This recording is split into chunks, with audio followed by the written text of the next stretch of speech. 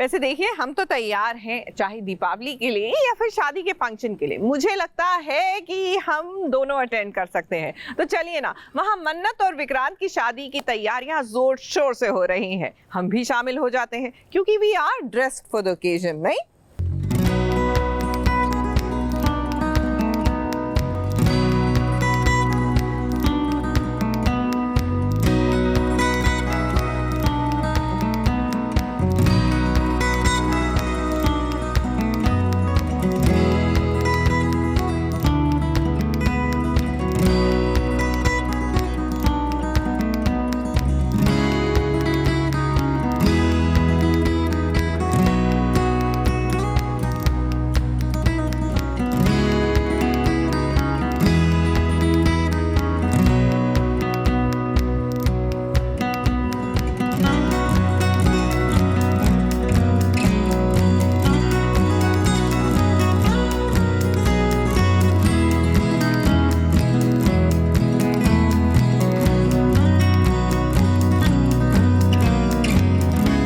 दिवाली का मौका है तो घर में चहल पहल तो होती ही है। जैसे आज विक्रांत और मन्नत के घर में है, ऐसे में हर कोई सजता धजता है, अच्छे अच्छे कपड़े पहनते हैं। मन्नत हो या मल्ला, श्रुति हो या नीतू, चाहे विशाखा ही क्यों ना हो, सभी आज एक से बढ़कर एक लग रहे हैं। दिवाली के मौके पर दिए तो जलाए ही जाते हैं, जिसकी रोशनी से घर के साथ साथ सभी के चेहरे खिल जाते हैं। मैं हमेशा चाहती हूँ कि मैं अपनी फैमिली के साथ सेलिब्रेट करूँ।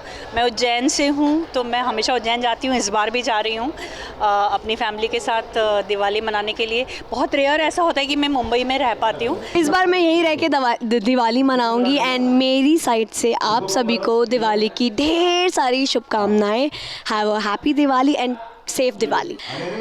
इस बार मैं घर नहीं जा पा रही हूँ, अदरवाइज़ हर बार मेरी दिवाली घर पे बनती है। मैं रंगोली बनाती हूँ 5-6 आवर्स लगा के। सो मेरे लिए दिवाली मतलब रंगोली। इन सबको देखकर आपको लग रहा होगा कि यहाँ दिवाली का जश्न मनाया जा रहा है, मगर ऐसा नहीं है, क्योंकि यहाँ मन्नत और विक्रांत की जागो की रस्म अदा की जा रही है।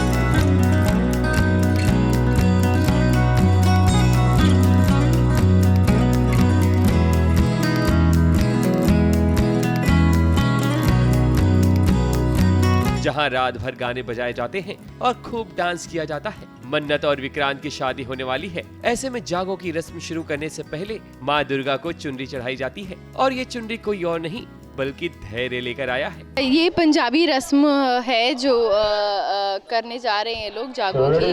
वहाँ रात भर गाने वाने बजते हैं एंड कुछ मटकी सर पे रख के घूमते हैं। तो पंजाबी गाने बज रहे हैं एंड फुल फन हो रहा है।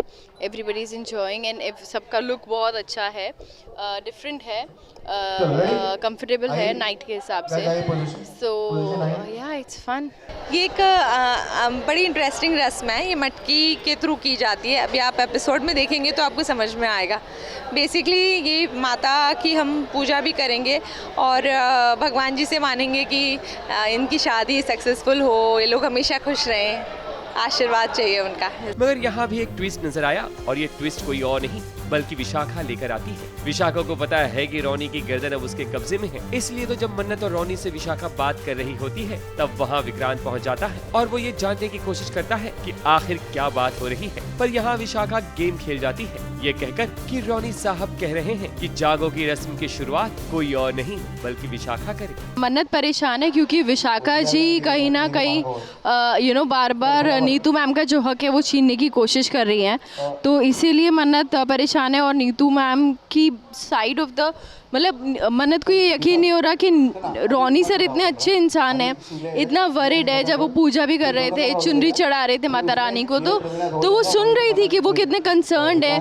वेयरएज विशाखा के जो जेस्चर्स हैं वो नहीं देखे उसने कि they are concerning for Vikrant, उसको चाह है विक्रांत के पास आने की। इसलिए तो मन्नत परेशान है, क्योंकि विशाखा जब से आई है तब से वो नीतू का हक मार रही है। यही कारण है कि नीतू भी परेशान है। वैसे परेशान तो मला भी है, क्योंकि उसकी नजरों के सामने विक्रांत की शादी जो हो रही है,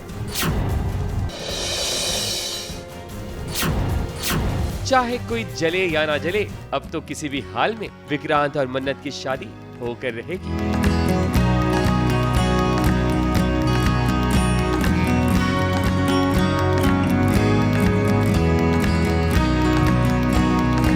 मुंबई से सोनू शुक्ला के साथ एबीपी न्यूज रिपोर्ट।